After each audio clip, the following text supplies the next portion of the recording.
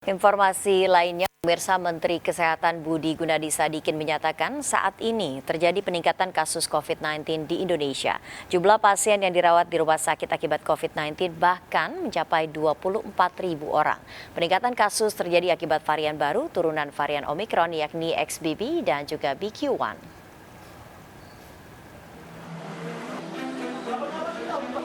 Angka kasus COVID-19 di Indonesia kembali mengalami lonjakan.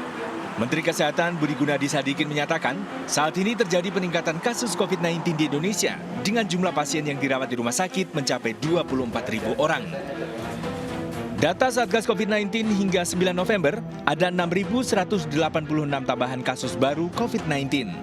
Ironisnya jumlah pasien meninggal dunia harian akibat COVID-19 terus bertambah, yakni mencapai 43 orang per hari.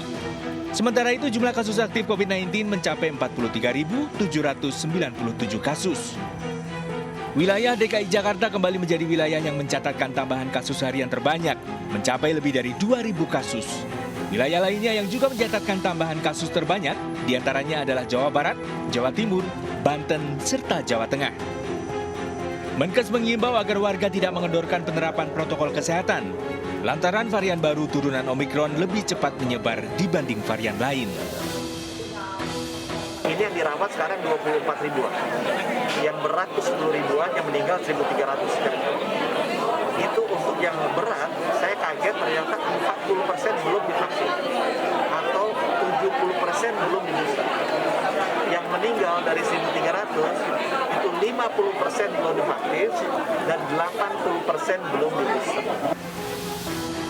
Warga diminta untuk tetap menerapkan protokol kesehatan ketat dengan menggunakan masker, menjaga jarak aman satu sama lain, serta melengkapi dosis vaksinasi COVID-19. Dari Surabaya, Jawa Timur, Yuda Prawira, iNews melaporkan.